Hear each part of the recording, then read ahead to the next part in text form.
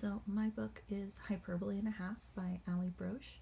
She rose to fame through her online blog of the same name, where she posted stories from her life that were rooted in truth, but obviously, as the title implies, were probably slightly hyperbolized. And she doesn't exactly give us specifics about that, but there are a few places where you can tell maybe she didn't tell the exact honest truth there. What makes her work so different is that she accompanies her stories with her super unique artwork that you can sort of see on the front. You probably recognize this girl from the Do All the Things meme that you sometimes might have seen online. I might not label this specific book as a graphic novel per se, but that's probably where I would shelve it if it made its way into my library.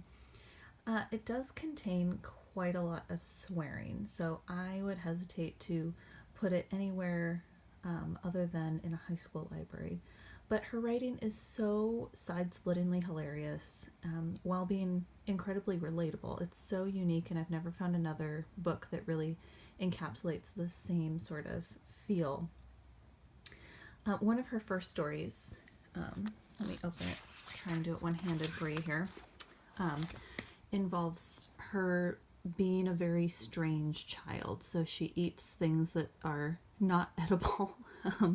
One of them, I think she says she was 7 when she believed she was a wizard who could mix Dijon mustard and sand, and if she ate it, that would mean that someone would love her. You know, like you do.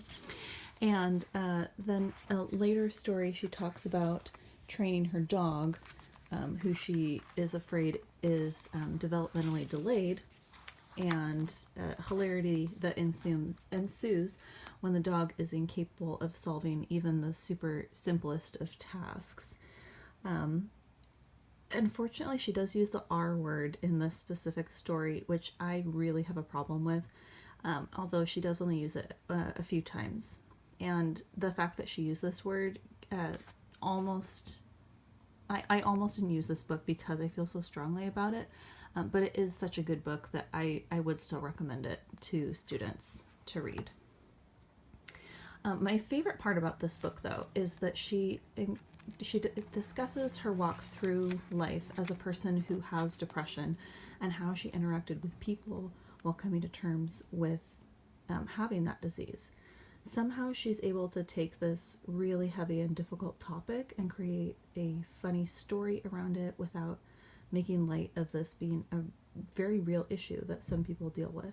And I'm really impressed with her ability to have put together a novel-length book full of hilarious stories that are still incredibly relatable and handle a serious topic while still being really funny about it.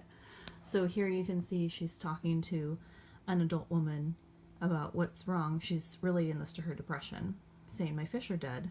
And the woman says, "Don't worry, I'll help you find them. Where are they? Are there any clues to where the fish went?" I'll turn the page. She says, "I know where they are. The problem is that they aren't alive anymore." "Well, let's keep looking. I'm sure they'll turn up somewhere." "No, see, the problem, that solution is for a different problem than the one that I have." And then she has a small paragraph. "The problem might not even have a solution, but you aren't necessarily looking for solutions. You maybe just are looking for someone to say, 'Sorry about how dead your fish are,' or 'Wow, those are super dead. I still like you though.'" And then there's a bunch of people saying a bunch of different things. Why not just make them be alive again? Fishes are always deadest before the dawn, that sort of thing, that just wasn't really helpful. But she tells it in such a funny way that I just really appreciate it as a story, that it makes it funny but doesn't make light of the situation. So that's my book for the YA books.